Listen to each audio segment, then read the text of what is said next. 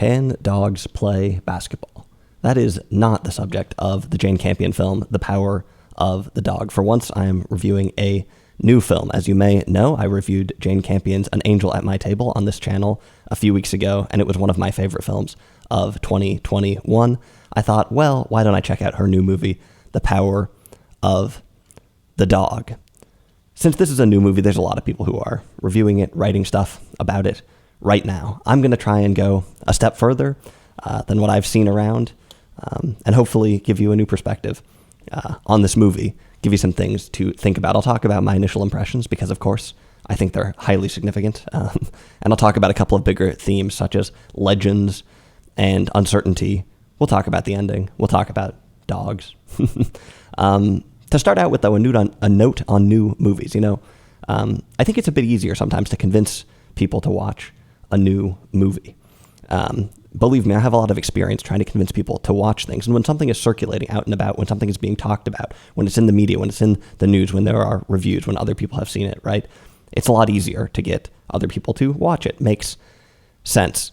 It isn't always easier to get people to like it, though. Maybe having it sort of out in the air might open their minds up to something a little bit, might make them a little bit more patient, which sometimes could be important. But will it really make them like a movie more? Well, I don't think so. And so in some ways, it doesn't surprise me that much that this movie has a 7.0 on IMDb. Sure, a lot of people are watching it, but it still might not be to the taste of this expanded audience that are seeing it. And interestingly, I mentioned An Angel at My Table. I think that is a superior movie. And to some extent, admittedly, I was let down by The Power of the Dog. I think I'd have a much harder time convincing my friends to watch An Angel at My Table, an older movie that I think they would enjoy more than The Power of the Dog, a movie which is out and about in the world right now. That's just how it goes. Not a big deal anyway. Like I said, not a super high rating on IMDb. Most of the criticisms are that it's too slow, too boring, right? I saw somebody who called this a non-movie, and I can actually understand exactly why somebody might say that. One of my first reactions to watching this was that there isn't very much conflict in this movie. There's tension, but the conflict rarely, rears its head. There's no showdown. There's no big duel. But I actually think this might be intentional, right? So this is a so-called NeoWestern. Now, every review of The Power of the Dog is going to mention this term, NeoWestern, and just in itself, that's not particularly interesting. There's a lot of neo-westerns. What does that mean? Why do we care?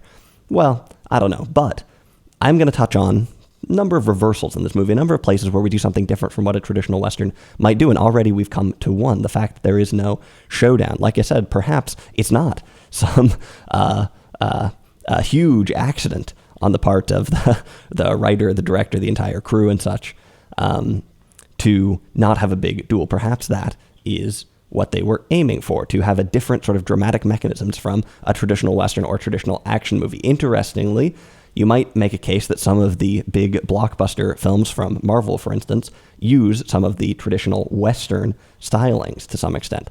This is clearly not that. There's a bunch of other ways in which this is different from the old Westerns. There's a certain materiality of this film that I think is really significant. Traditional Westerns are kind of defined by iconic props, the gun and the badge, right? We don't have either one of those in this movie very much, even though this is a movie that is concerned quite a bit with justice and violence. Usually when you make an old movie, you try to basically put all old stuff in it, right? You try to avoid anything that could be new, even if it's possible that it might be accurate to have something newer there. There's typically not new stuff unless it's in some sort of plot line where, hey, this has just been invented. Check out this daguerreotype that has just been made, just been popularized. Why is there not so much new stuff? Well, I think partly it's convenience or it's practical, right? When you're making some sort of old Western, you're probably not going to be doing a ton of research. When you're making Rawhide, the television show or something, you're probably not going to meticulously research every single thing that was available at a given time. Instead, you kind of go with the sets, you go with the props. You don't put anything in there that looks kind of new. You make stuff a bit weathered and you say, okay, good enough. You don't want to risk that something is out of place, anachronistic, and you don't want to risk that something, perhaps while being factual, seems out of place. It turns out that when people watch historical movies, we don't have, I at least, don't have some, photographic memory that can tell me what sort of things were around, what every single time looked like.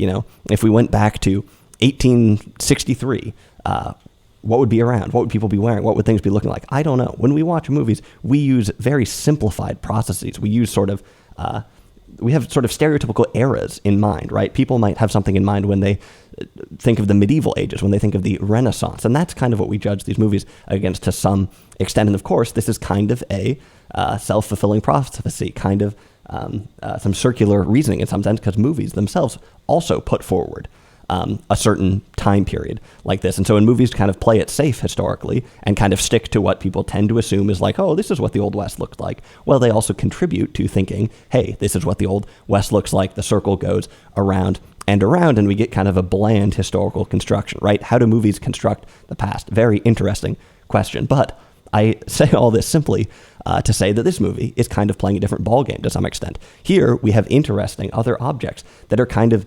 ingeniously inserted, things you might not initially think of, right? The hula hoop, for instance. Pete is hula hooping in a film at the beginning. You don't see any hula hoops in Rawhide. That's pretty interesting. Kind of forward thinking. Now, I will say that the hula hoop was not invented until 1958. So this is, in fact, not even factual. And I'm not exactly sure how to feel about that. Usually I feel like Jane Campion's films are extremely well-researched. An Angel at My Table I thought was an extremely well-researched movie. At least it seemed like it was. This also seems like it's a well-researched movie because it has these little details that seem sort of like they're up-to-date with the past. 1925, by the way, is pretty late for a Western, so it makes sense in some ways that things would be emerging that you wouldn't, find on the set of Rawhide or whatever. But at the same time, the hula hoop wasn't around. So maybe scratch that example. But there's other ones. For instance, some of the guests talking about Tutankhamun at one point. Some of the materiality, the cake that's made, the ornate cake, the gloves, the suits, the cars, the piano, right? These things that seem, like I said, there's something very material about it. And this is going to seem totally whack, but one movie that I was reminded me a couple of times while I was watching this was The Royal Tenenbaums. Why is that? Well, because Wes Anderson, there's a director who's very well known for having a certain materiality and being fixated on sort of the ornamentation of a place and a time. And in this, I think this movie has that going for it a little bit as well. It's also worth noting that those are both movies about a bunch of sort of quirky characters in a house together annoying each other, although perhaps in this film, things are a bit more extreme. Here's another way in which it's not much like a traditional Western. We have a connected world. The traditional Western exists on a Hollywood backlot. It exists in one sort of town, right? One microcosm of some mythical West or something like that. There are no connections, really. There might be a train that comes in and out, and that's about it, right? Oh, the train came in today, and it brought these people, and then they went away, but it's not really clear where they come from, where they go. It's very much an isolated village. Well, not in this movie. The world's connected. I mentioned already talking about Tutankhamun, right? People in Montana talking about something happening in Egypt and something. Interesting. That's not exactly what you would imagine for some traditional Westerns in some ways. The parents, Phil and George's parents, they seemingly come from the East Coast. In fact, seemingly everybody comes from the East Coast to some extent. There are roads, there's trains, there's a connected world. Interesting. Phil went to Yale. Very interesting thing that we learned about him. Phil is in some ways the linchpin of the movie, kind of the dramatic engine. Yale doesn't exist in the Rawhide universe. Interesting. Phil is kind of the source of conflict. It starts out seemingly essentially like an asshole. And the source of conflict is because he bristles and he makes other people bristle. Why does he do this? Well, perhaps it's the easiest thing for him to do is to be insensitive, right? It takes an extra effort to open up. It takes an extra effort to be nice sometimes. And not everybody is going to do that exactly. I don't mean to make any allowances, but you can see in the beginning how Phil is stuck in a rut and is content to be in a rut, perhaps because of some prior experiences, perhaps at Yale or something like that. But when Pete and Rose come, when things change, when the domestic sphere shifts around a little bit, it puts Phil on a collision course with change, and nobody likes that very much. It's a great saying. The thing that people fear, the people's second biggest fear in life is getting stuck in a rut, but their biggest fear in life is change. We come fairly early on to the piano plotline. I want to talk about this a little bit. You might think, hold on a minute, didn't Jane Campion make another movie about a piano called The Piano that is somewhat similar? Yes. I don't exactly know what to make of this, but it is somewhat conspicuous to me that this plot line does seem to be somewhat repeated from prior excursion. But this is a strong point of the movie. In some ways, the piano is a weighty expectation given to Rose. The piano is a gift. It's not like this is some sort of punishment, but George's expectations are difficult, right? A non-mutual contract. Expectations pushed on her, weighty expectations, a role to perform, one that is in some ways charitable, but is perhaps non-consensual. This leads to a failure to perform, ultimately a dead end of traditional femininity, nowhere to go for Rose. She gets to the end of the road, everybody's looking at her, waiting for her to perform, and she can't. Reminds me a little bit of the scene from An Angel at My Table when Frame is teaching, expected to go in front of a class and teach, and she finds herself unable to say anything or do anything. Her only option is to leave and turn her life around, make a big change of course, right? Pretty interesting. Another place where we're departing from Westerns, by the way, is that it's not very common to have domestic drama in a traditional Western, right? Sometimes the house is like a stronghold, right? There's Westerns where the house is being attacked by Indians or something, and they all have to defend the house or something like that. And there's certainly romantic plot lines in Westerns and things, and there's exceptions to all of this. And I will say, actually, to be clear, traditional Westerns is a huge, huge category. There are traditional Westerns that are quite ahead of their time. There's some that are progressive. There's some that are regressive. There are some that are hugely self-aware. There's some that are at the tail end. There's some about the closing of the frontier. There's a huge variety. And so in some ways, I don't really like saying like, oh, well, this movie came along and did something that traditional Westerns don't do. Because in fact, almost everything that this movie does, you can find here and there other movies that have done it to some way. But in 2021, obviously, you're going to make something that's going to be pretty different from some of these other neo-Westerns that would have been made, as early as the 1970s, or even in the 60s. We would have already been making neo-Westerns to some extent. So anyway, like I said, not very common, although not completely, not completely out there. There's also just a lot of really weird Westerns, but not that common to have domestic disputes or something like that, domestic dramas. But in this movie, we do. The interior is much larger. I do think there are some definite weak points of this movie. I think in a lot of ways it's kind of undercooked. One of the things is that there's some disappearing plot lines.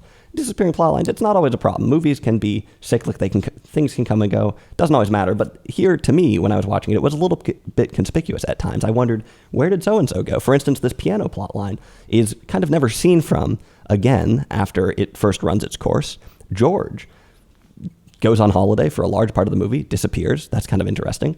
The numbered chapters. This movie starts out having sort of numbered chapters. And in the beginning, the chapters are sort of short, but then kind of the last hour of the movie, it seems like it's all one chapter. Like after chapter 4, they just give up on the chapters or something like that. To me, that is somewhat annoying, but clearly not a big deal. I think there are also a lot of really strong things about this movie.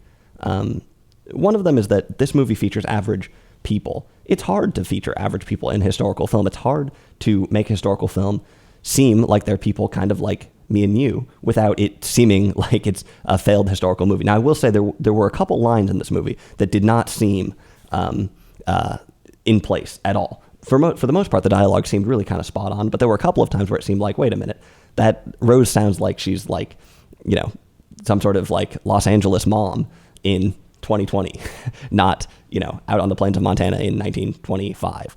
So there were a couple of moments where I feel like they got this wrong, but for the most part, they seem like average people.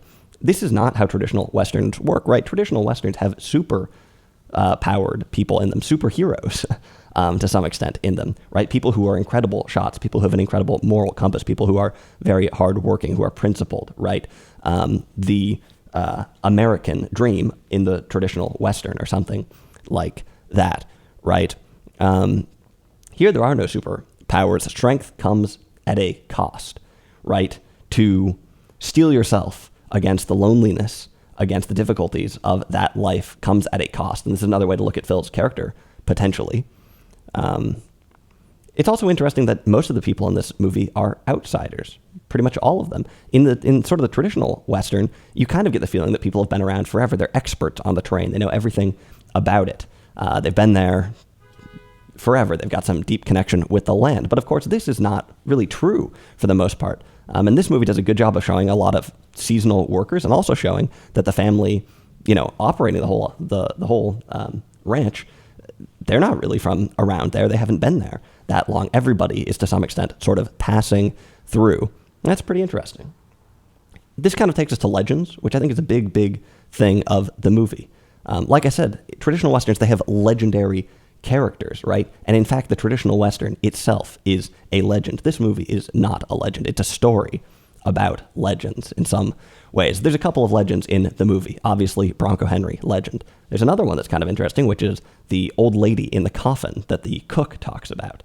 It's kind of an interesting legend that's slid in there. Legends are an interesting thing. Like I said, the Western is a legend.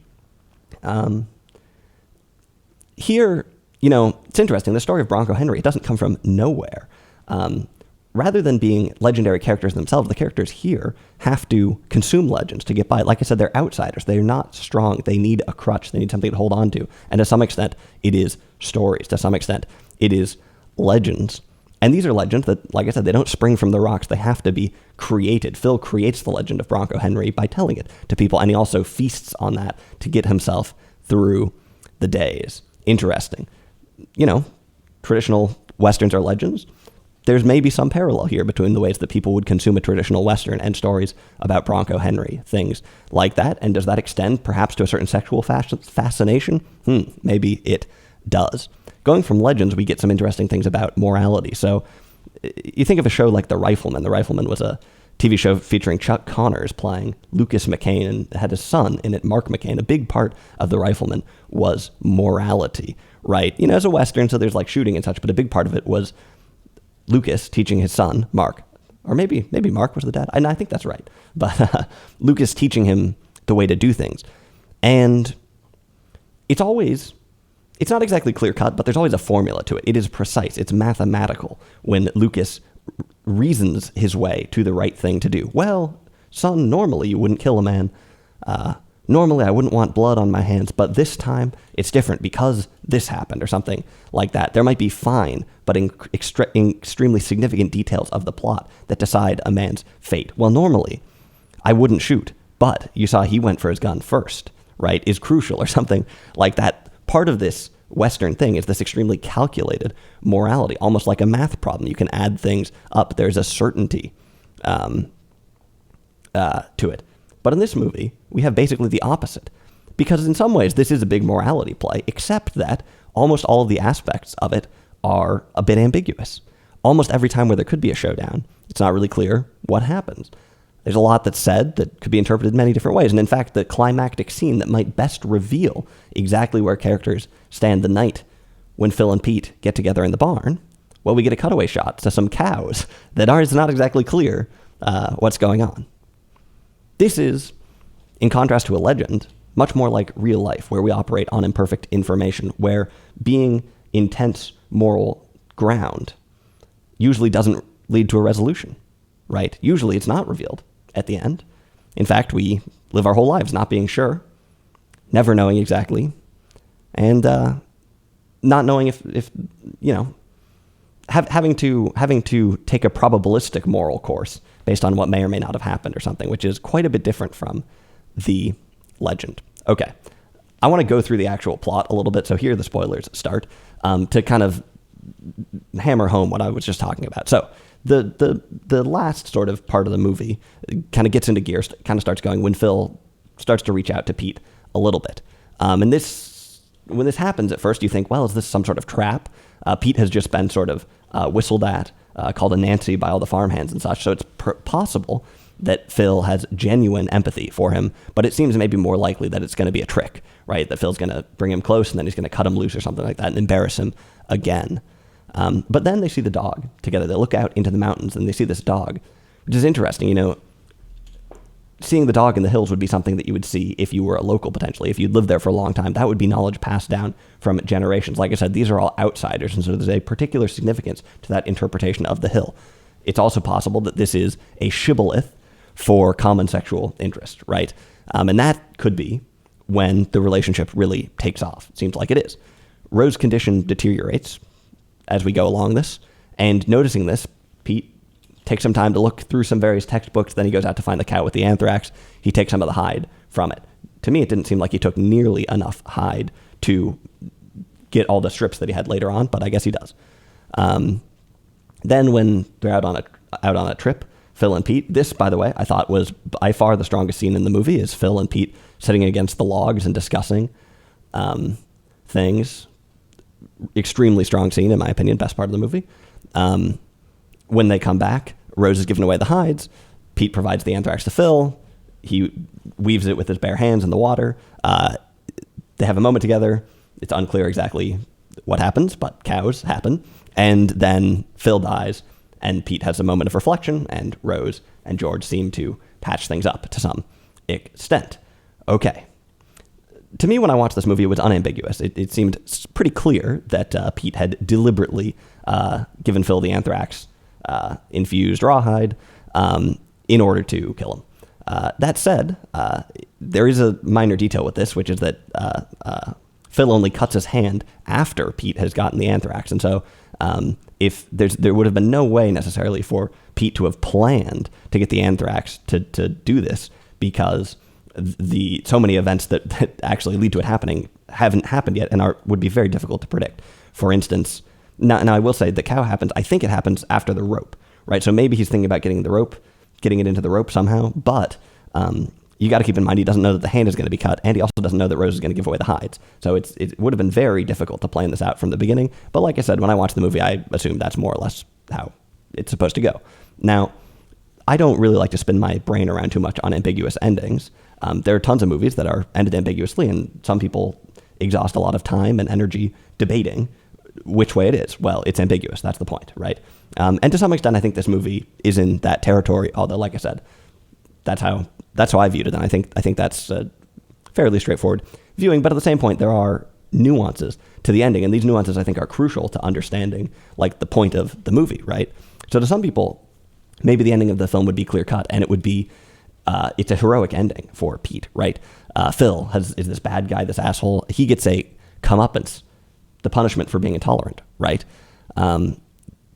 This, I think, is not a good way to think about the movie at all, because it effaces so much of the nuance of the film. For one thing, Pete must sacrifice something in himself to kill Phil. Pete and Phil, they are building a relationship. Now, it's possible that Pete set off to do this entirely in a mercenary way, or it's possibly set off to do it because, he was sitting around bored, he was being bullied and such, and this seemed like a slightly better option or whatever, was to go along with Phil if he even had a choice and such. So he just kind of finds himself in this situation. Either way, it does seem like there is a glimmer of a relationship that's formed from time to time. It's also probable that there's mutual sexual interest, or maybe just in one direction, but some sexual interest tying this together, right? And so when Pete kills off Phil, he is losing something. He is sacrificing something. There's an interesting meta question here as well about what kind of relationship you can have with an enemy. Very interesting question for 2021 about finding things in common, about having faith in other people, finding common ground between people that might seem despicable at times. Of course, the common ground here is probably a homosexual interest. Homosexuality at the time and at the place, it seems like it's trying to rob a bank, right? It's like it's doing something illegal, and puts you in all kinds of complex situations. It puts so much more of a strain on faith or something, to seek out a partner, which is interesting. The sort of would-be, won't-they romantic drama thing is sometimes a pretty cheap dramatic device, I think. In this movie, I think it's okay. You maybe do spend a little bit more time than is optimal wondering if this movie is going to become a rerun of Brokeback Mountain. Getting back to the ending, some people could say, maybe Rose is actually the villain in this film. Rose can't adjust to Phil, which to some extent, fair enough. But at the same time, when Pete and Phil start spending more time together, Rose steps in front of that. Her alcoholism becomes worse, and she doesn't want Phil to take Pete under his wing. Maybe justified, but also maybe she's, preventing Phil or Pete, and Phil from doing something that she wants. Of course, she's the one who trades the anthrax or the hides for some gloves, and sets off the anthrax, right? And so in some ways, she's responsible for all of these things. Interesting. The trading scene is interesting. This was somewhat perplexing when I watched the movie. Rose, out of it, goes to make a deal with the Native Americans, the native New Zealanders. And is she just trying to get back at Phil? Is she just trying to spite him? That doesn't exactly seem... Yeah, it's kind of an interesting move. And when she goes to bargain, to trade, there's some interesting parallel there between some kind of inept white virtue signaling, it seems. It seemed like, to some extent, that was a slight comment on a Karen moment in 2021 or something like that, a white liberal thinking they're making some grand gesture who is, in fact, naive or something along those lines. It's kind of a hard-to-read scene, but it's interesting. Rose seems to think that she's making some profound connection with the Native Americans. They don't seem exactly to be as engaged. They seem a little bit confused. They kind of seemingly they understand that this isn't how things usually work. It could be ironic for her to be thinking that she's providing charity to them on what is stolen land, right? And given the fact that perhaps she's doing this, in fact, to get back at Phil. So it's an interesting moment of charity and a really complex scene. Gloves feature in the scene, and gloves are actually, I think, a theme of the entire movie. Gloves and hands. This reminds me a little bit of the theme of shoes in An Angel at My Table, but hands, hands are delicate and hands are personal. In some ways, hands have no place in the West. Despite operating the guns and such, hands need protection. And you know what? Even Phil relies on his hands to produce delicate music on the banjo. Interesting. So, like I said, the ending could be interpreted a number of different ways. And I think one of the points of this is that we're shifting away from the extremely clear-cut, scientific, mathematical type of justice that you have in the traditional Western to a much more interesting, compelling, realistic, relatable, important conception of justice, which is that it is almost always based on completely uncertain grounds, on not knowing. Perhaps justice requires some sort of faith. It requires a judgment of faith or something like that. Interesting. Another really, really important thing about this movie, obviously, is the reframing of righteous violence. Westerns are violent, but they usually focus on righteous violence that has been calculated and that we have been assured is the correct thing to do. Now, keep in mind, of course, that a lot of these films were from the era of the production code, when violence had to be calculated, when you could not have a film, with violence in it that was not righteous violence, that you could not show that movie. You could show the bad guys shooting people, but they would, of course, have to be the bad guys, and they would have to not win out in the end and such. So partly, another very interesting thing about film, as always, is that partly these traditional Westerns and such are influenced by the infrastructure, and partly, there's kind of an interesting relationship between the rules and the movie. The rules, the commerciality of it, the art, all these things coming together. Anyway, point is that here we're doing something completely different. Righteous violence has a cost. Even righteous violence. It hurts. When I first watched the movie, I thought, man, the ending is a little bit too triumphant for me. Like I said, I pretty much assumed that Pete knew what he was doing, and that he basically protects his mother in the end, comes out on top. Sly, clever individual. But think about it more. Like I said, he sacrifices. He loses something from doing that. Not only does he sacrifice the relationship, but in some ways he sacrifices something within himself. Even righteous violence has a cost, right? And so perhaps this is not a movie about trying to free the world from Phil, but about trying to free everyone in the world, including Phil, from a specter on their soul that is the mark of the dog or something like that, right? The violent soul. Most nonviolent movies, most movies that are anti-war, that are against violence, tons of Westerns fall into this category. Most of them include a massacre. Interesting. I reviewed on this channel the film Soldier Blue, a Western that really centers around the Sand Creek Massacre. It's interesting. That's a very interesting movie, a neo-Western in some ways. This is always somewhat dicey, somewhat counterproductive, especially in the case of Soldier Blue, where in fact the gratuitous violence of the film may in some way have been one of the things that attracted people to it when it was released, and now as it becomes sort of a minor cult, obscure thing for people to follow and such. People are interested in the violence films, nonviolent films, many of them still invest in violent imagery, sometimes glamorizing it accidentally, sometimes not, but always investing in it to some extent. Here, there is not much conflict at all. Like I said, some people call it a non-movie, but despite not having many duels or showdowns, we get a really deep view into the damage that violence does to the soul, right? Into what violence means.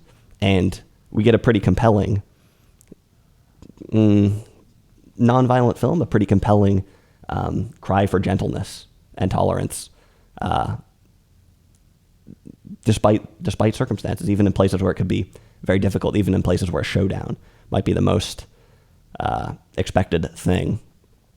Violence was the hallmark of the traditional Western. And so what better way to re-examine it than this, perhaps? Anyway, so that is some of my thoughts on The Power of the Dog, a little bit to get started. Overall, like I said, I actually was somewhat disappointed by this movie, but I do think it's a good movie. I think it has a lot of nuance to it. This is in some ways a weak year for the Academy Awards. Get used to that, by the way, because film is dead. You wonder, perhaps, is this the movie that we need in 2021 to reignite people's interest in compelling films? Well, to some extent, perhaps.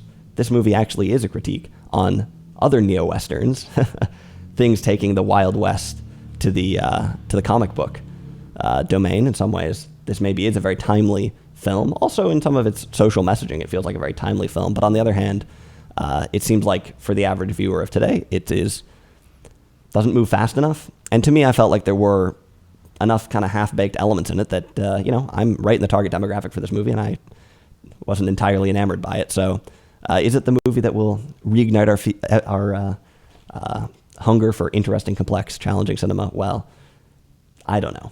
But hopefully it does well at the Oscars and is seen as widely as it can be, because certainly an interesting, nuanced, and complex film.